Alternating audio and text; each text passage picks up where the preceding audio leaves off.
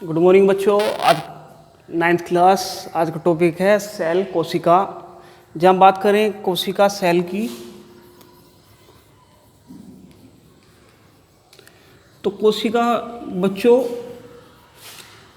एक मूलभूत या इसे कहेंगे आधारभूत इकाई है। ये मूलभूत आधारभूत इकाई क्यों है? क्योंकि ये किसी जीव की, उसके जीवन की जितनी भी आपकी जैविक क्रियाएं होती हैं,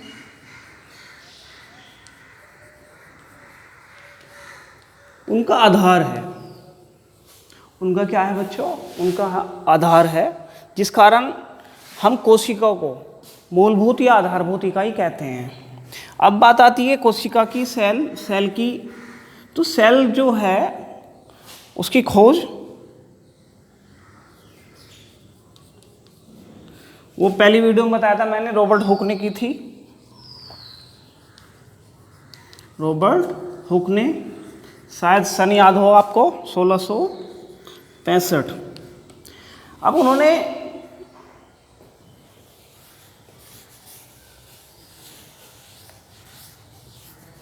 इस कोशिका को देखा कहाँ है?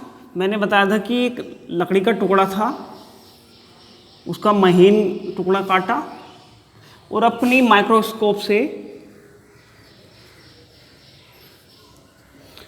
देखा, जो वस्तु को 40 गुना दिखा दी थी। उन्होंने इस महीन टुकड़े को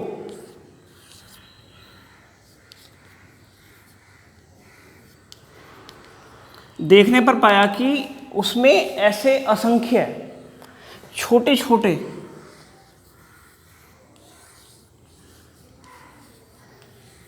बहुत महीन खाने थे, जिसने उनका नाम सेलुला दिया, जो बाद में सेल हुआ। इस प्रकार रॉबर्ट हुक ने सेल की खोज की, कोशिका की खोज की। अब बात आती है बच्चों कोशिका के प्रकार की। तो कोशिका मुख्य रूप से 2 प्रकार की होती है। टाइप ऑफ सेल, कोशिका के प्रकार। अब किस आधार पर होती है? जीवों के आधार पर होती है। इसमें पादप कोशिका,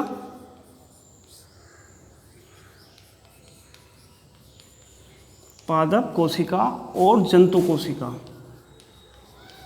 जंतु कोशिका से बात करें, इसे प्लांट सेल कहते हैं हम लोग इंग्लिश में, प्लांट सेल।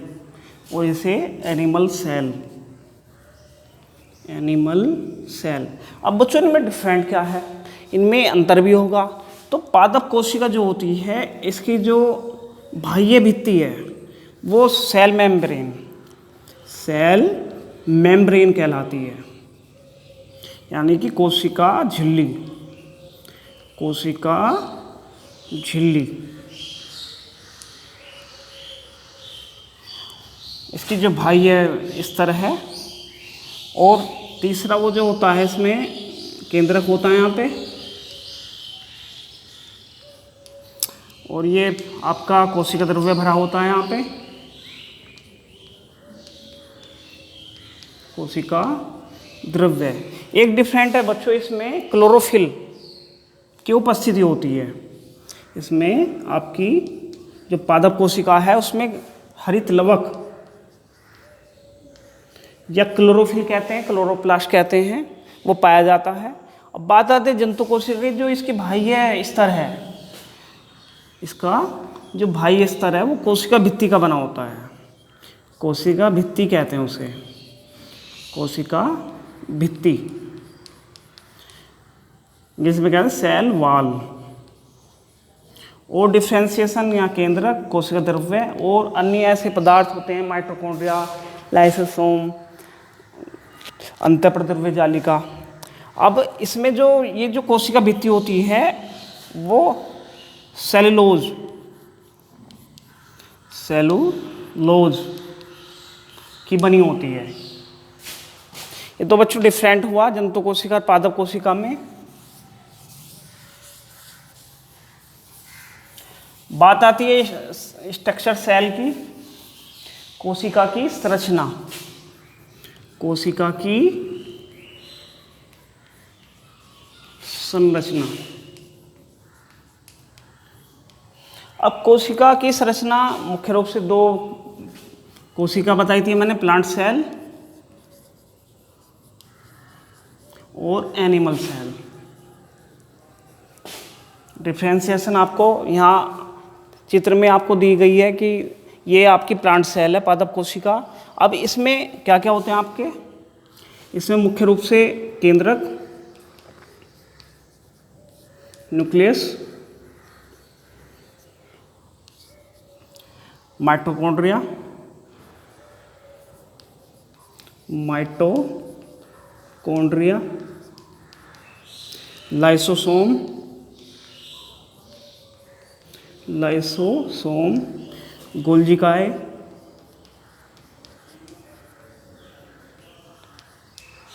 और आपका हरित लवक होता है, हरित लवक। अब बात आती है बच्चों ये स्ट्रक्चर कैसी होती है। देखो ये आपका,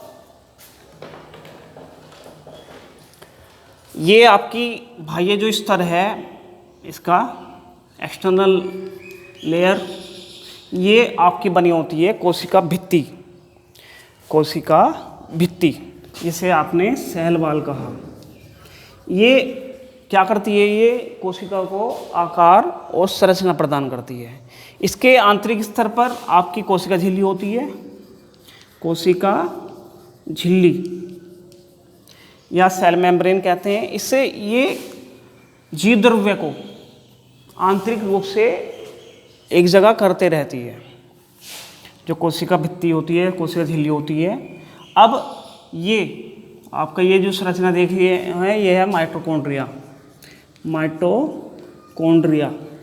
ये क्या कार्य है, आपने पढ़ा होगा कि इसे कोशिका का ऊर्जा घर कहते हैं। क्यों कहते हैं इसे कोशिका का ऊर्जा घर, क्योंकि ये कोशिका की जैविक क्रियाओं के लिए ऊर्जा, एनर्जी, जो भी भोजन से प्राप्त एनर्जी है, प्रकाश संश्लेषण के द्वारा जो एनर्जी, वो एटीपी के रूप में, एडेनोसिन ट्राइफॉस्फेट, ये ऊर्जा के उच्च अणु हैं, उनको इकट्ठा करती है, कोशिका के लिए इकट्ठा करती है। इसलिए इसे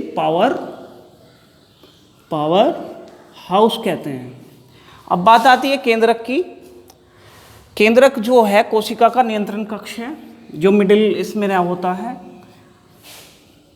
कोशिका का नियंत्रण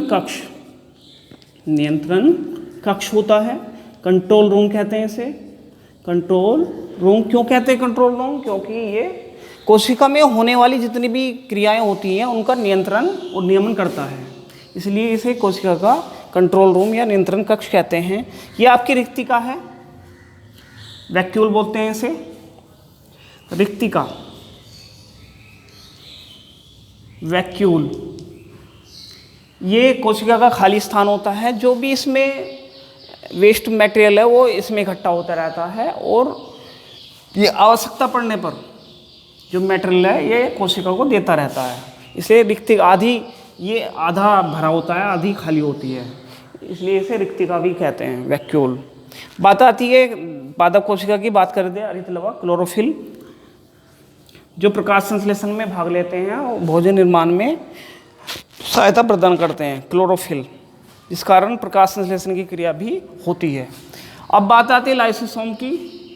तो लाइसोसोम, इसे कोशिका की आत्मघाती थैली भी कहते हैं, आत्मघाती थैली, क्योंकि जितने भी अपशिष्ट पदार्थ हैं ये इसका भक्षण करता है। जो लाइसोसोम है कोशिका के जो भी वेस्ट मटेरियल है या वैसे पदार्थ हैं उनका भक्षण करता है, इसे आत्मघाती थैली भी कहते हैं। बात आती है कोशिका द्रव्य। ये कोशिका द्रव्य फैला रहता है सभी में, इसे साइटोप्लाज्म भी बोला आपने, साइटोप्लाज्म। अब बच्चों ये तो हुई संरचना, स्ट्रक्चर। जैसा कि आपने कॉपी में भी बनाया, जिसने नहीं बनाया वो बना लेना आप स्ट्रक्चर, वो उसे समझना वीडियो के माध्यम से और आप नोट्स के माध्यम से। Thank you.